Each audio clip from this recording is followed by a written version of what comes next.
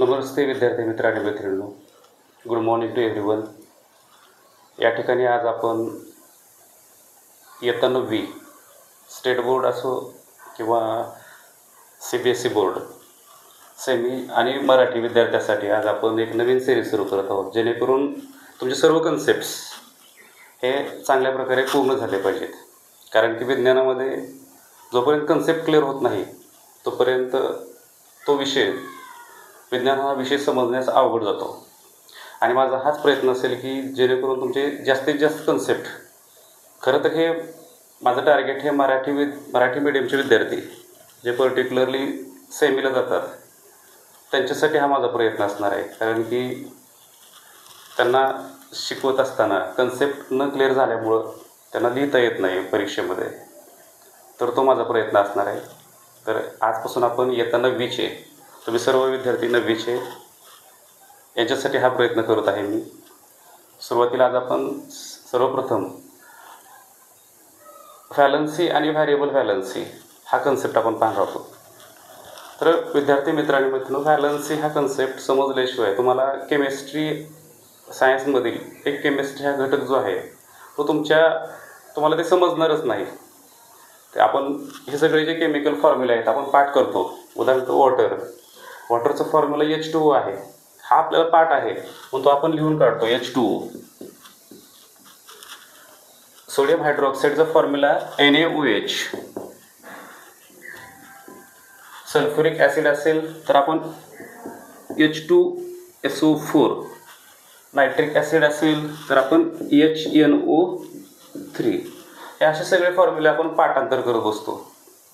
असे काही एलिमेंट्स आहेत की ज्यांचे फॉर्म्युलेस खूप मोठे आहेत, मग त्यावेळेस तुमची गफलत होते, जमलिंग होते की ते फॉर्म्युले तुम्ही पाठांतर करून लक्ष ठेवले असतात. तर पाठांतर करण्यात काय मजा नाही आहे. याच्यामध्ये तुम्हाला व्हॅलन्सी हा जर कन्सेप्ट एकदा तुमच्या मनामध्ये बसला, तो तुम्हाला समजला, तर हे सगळे फॉर्म्युले तुम्ही स्वतः एका मिनिटामध्ये कुठलाही फॉर्म्युला तुम्ही तयार करू शकता. कारण हे सगळं जे डिपेंड आहे हे फॉर्म्युले ते व्हॅलन्सी या कन्सेप्टवर डिपेंड आहेत. तर व्हॅलन्सी म्हणजेच काय आणि हा फॉर्म्युला, मॉलिक्युलर फॉर्म्युला कसा बनवायचा, तो कसा बनतो, हे आपण आज याच्यामध्ये शिकणार आहोत. तर सर्वप्रथम व्हॅलन्सीची डेफिनेशन तुम्हाला लक्षात ठेवावी लागते. मला डिफाईन व्हॅलन्सी, एखादा एक्झाम्पल, तुम्हाला एखाद्या एलिमेंटची व्हॅलन्सी कशी कॅल्क्युलेट केली हे आपण एक्झाममध्ये लिहावं लागतं. तर बघूयात, आपण आपल्या मेन पॉईंटकडे वळूयात. व्हॅलन्सी. तर व्हॅलन्सी म्हणजेच काय, तर प्रत्येक एलिमेंटची कंबायनिंग कॅपॅसिटी असते. कंबायनिंग म्हणजे दुसऱ्या एलिमेंटबरोबर कंबाईन होत असताना हा जो H आहे तो 2 आणि O, हा H ह्या O बरोबर किती बॉन्ड तयार करतो. आता ह्या H आणि O मध्ये डबल बॉन्ड आहे. तर हा डबल बॉन्ड हा कशामुळे तयार झाला, तर व्हॅलन्सीमुळे तयार झाला. आणि त्याचा मॉलिक्युलर फॉर्म्युला बनला H2O. कारण की Hचा ॲटॉमिक नंबर आहे 1 आणि ऑक्सिजनचा ॲटॉमिक नंबर आहे 8. Hची व्हॅलन्सी आहे 1 आणि ऑक्सिजनची व्हॅलन्सी आहे 2. तर क्रॉसिंग झाल्यामुळं Hचं 2 झालं आणि Hचं Oचं 1 झालं. त्याच्यामुळे मॉलिक्युलर फॉर्म्युला बनला H2O. फॉर एक्झाम्पल बघा, Hचा ॲटॉमिक नंबर आहे 1, त्याच्यामुळे त्याचं इलेक्ट्रॉनिक कॉन्फिगरेशन सुद्धा काय झालं, 1. ऑक्सिजनचा ॲटॉमिक नंबर आहे 8, त्याच्यामुळे त्याची इलेक्ट्रॉनिक कॉन्फिगरेशन 2 आणि 6. त्याच्यामुळे आता इथं या ठिकाणी जर आपण बघितलं, ऑक्सिजनची कंबायनिंग कॅपॅसिटी किती आहे, 2 आहे. कसं कंबायनिंग कॅपॅसिटी 2 आहे, तर या ठिकाणी आउटर मोस्ट शेलमध्ये 6 इलेक्ट्रॉन्स आहेत आणि 6 इलेक्ट्रॉन असल्यामुळं त्याला स्टेबल स्टेटमध्ये येण्यासाठी जर आपण बघितलं तर या ठिकाणी हा के शेल आहे आणि हा आहे एल शेल. के शेलची कॅपॅसिटी आहे 2 आणि एल शेलची कॅपॅसिटी आहे 8. तर इथं 8 होण्यासाठी याला 2ची गरज आहे. कितीची गरज आहे, 2ची. त्याच्यामुळं हा 2 काय करतो, 2 इलेक्ट्रॉन टेकअप करतो.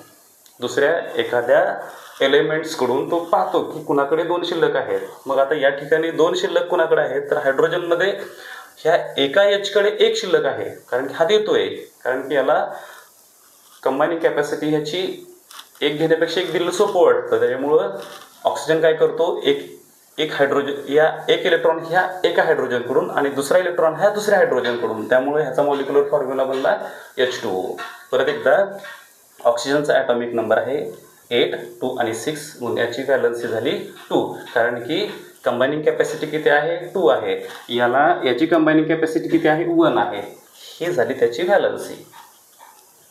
तर अशा प्रकारे प्रत्येक एलिमेंटची व्हॅलन्सी असते आणि कंबायनिंग कॅपॅसिटी असते. तर व्हॅलन्सीची डेफिनेशन काय बनते बघा, हे महत्त्वाचं आहे. तुम्हाला व्हॅलन्सीची डेफिनेशन लक्षात ठेवा. तर व्हॅलन्सी म्हणजेच काय, व्हॅलन्सी डेफिनेशन काय डेफिनेशन आहे, कंबायनिंग कॅपॅसिटी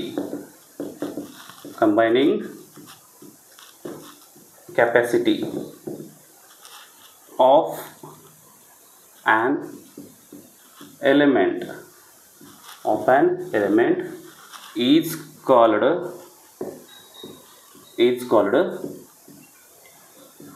व्हॅलन्सी. ही साधी सोपी डेफिनेशन जर तुम्ही लिहिली तरी ते बरोबर आहे. प्रत्येक एलिमेंटची जी कंबायनिंग कॅपॅसिटी असते त्या कॅपॅसिटीला काय म्हणायचं आपण, व्हॅलन्सी. फॉर एक्झाम्पल ही झाली तुमची डेफिनेशन. ते तुम्हाला परीक्षेमध्ये लिहायचं असतं ते हे लिहा. डिफाईन व्हॅलन्सी असा प्रश्न आला तुम्हाला, प्रश्न येतो डिफाईन व्हॅलन्सी, त्यावेळेस त्याची डेफिनेशन द्यायची, combining capacity of element is called as valency. एखादं एक्झाम्पल लिहा. एक्झाम्पल आपण सोडियम घेऊ.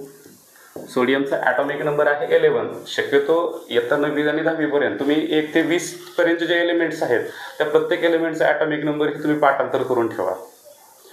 त्याच्यात तेवढं तिथपर्यंत जर केलं तर तुम्हाला बास आहे. तर बघूयात आपल्याच्याकडे सोडियमचा ॲटॉमिक नंबर आहे 11. त्याच्यामुळे त्याचं इलेक्ट्रॉनिक कॉन्फिगरेशन झालं 281. त्याचं इलेक्ट्रॉनिक कॉन्फिगरेशन झालं 281. आता या ठिकाणी हा के शेल आहे, तो फुलफिल आहे.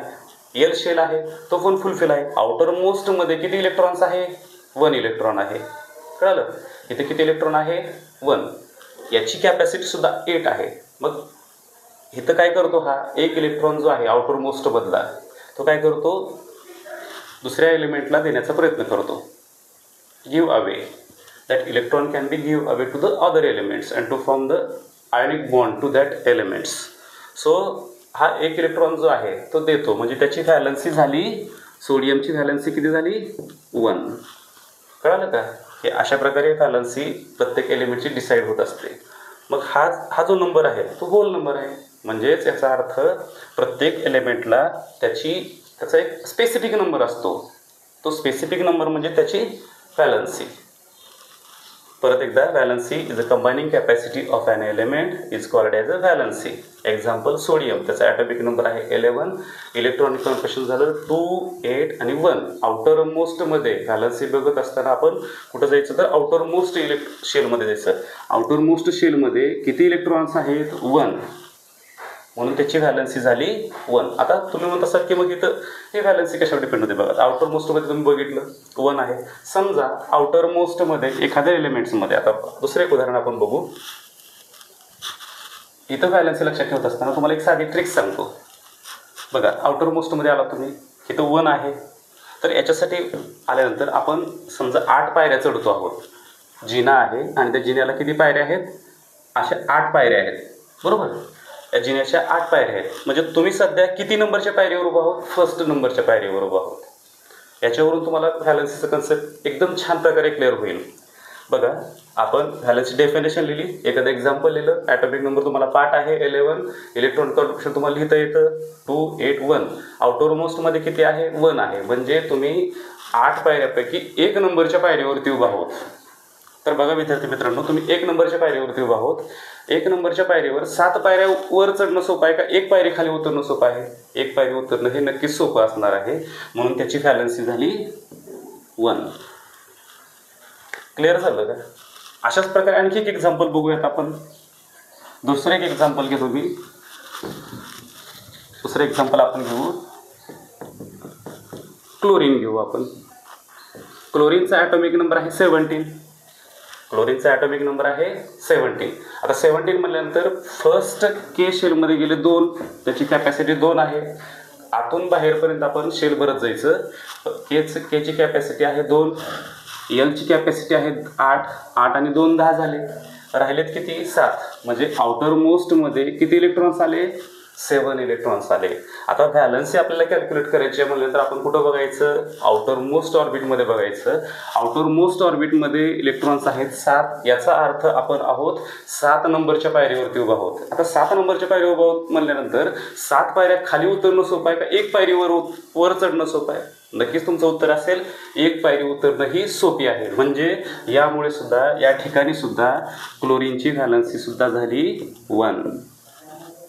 समजलं? म्हणजे ह्या आउटर मोस्ट मध्ये किती इलेक्ट्रॉन्स आहे याच्यावरून आपली काय समजते, व्हॅलन्सी समजते. आणि हा आउटर मोस्ट इलेक्ट्रॉन्सलाच आपण व्हॅलन्स इलेक्ट्रॉन असं म्हणतो. हा तुमचा आहे कन्सेप्ट व्हॅलन्सीचा. मी परत एकदा हा कन्सेप्ट तुम्हाला सांगण्याचा प्रयत्न करणार आहे. Valency is a combining capacity of element is called as a valency.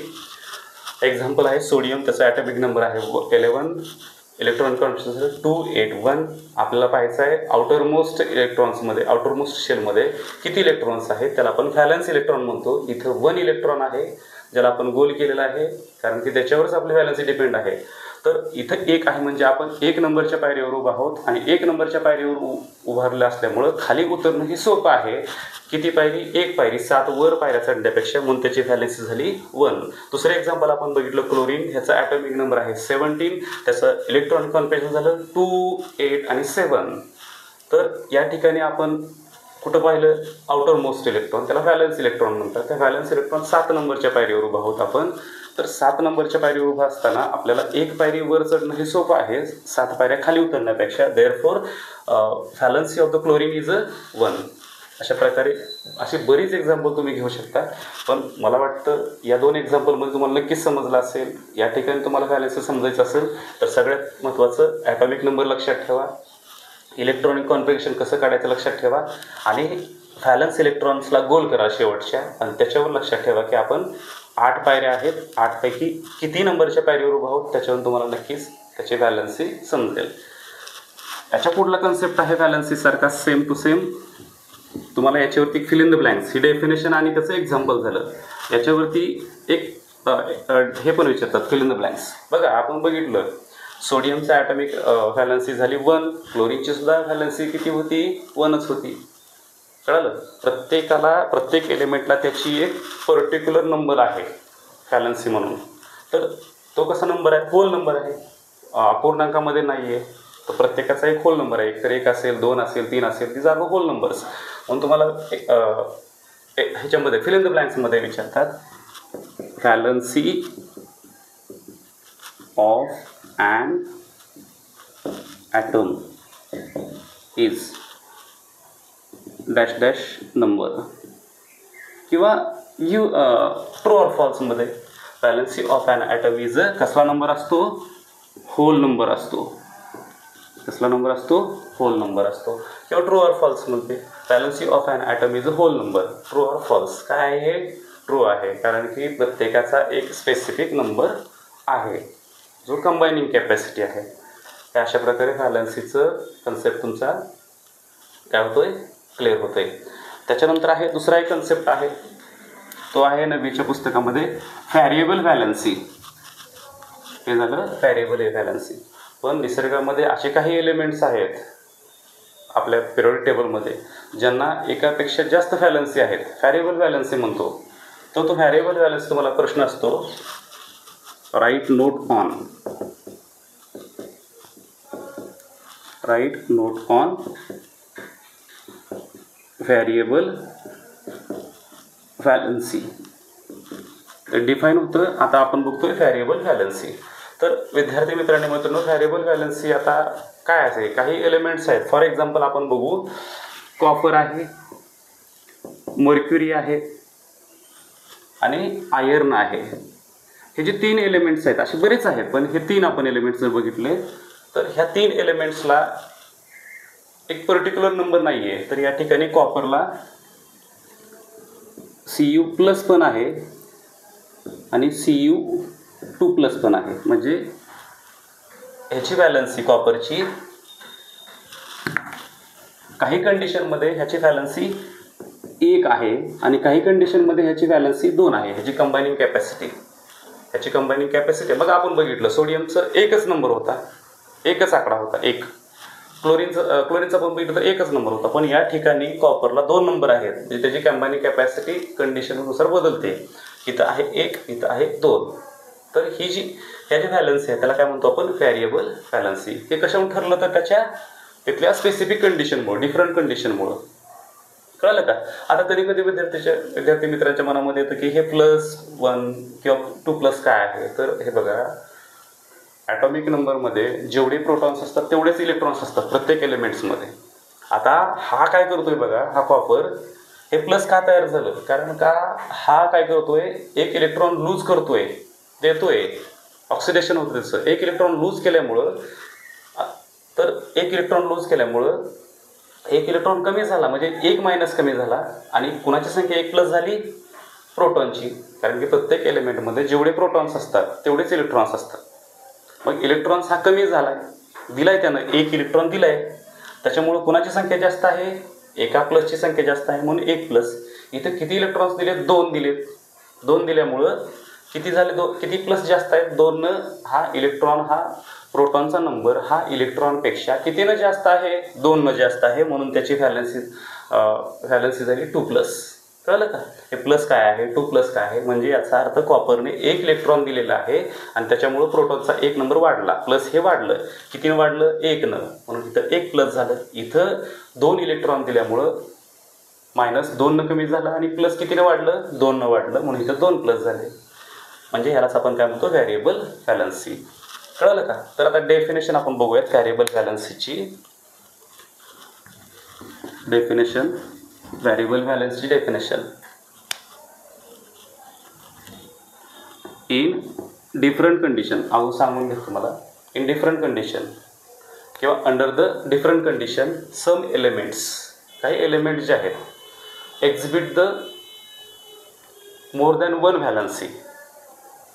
बघा परत एकदा, इन अ डिफरंट कंडिशन किंवा under the different condition some of the atom of the elements possess किंवा exist more than 1 valency. That valency is called as a variable valency. Definition घेऊन तुम्हाला मी, in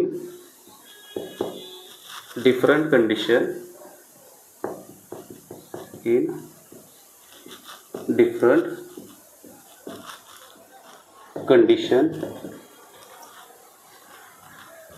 sum of atoms of an elements have more than 1 valency.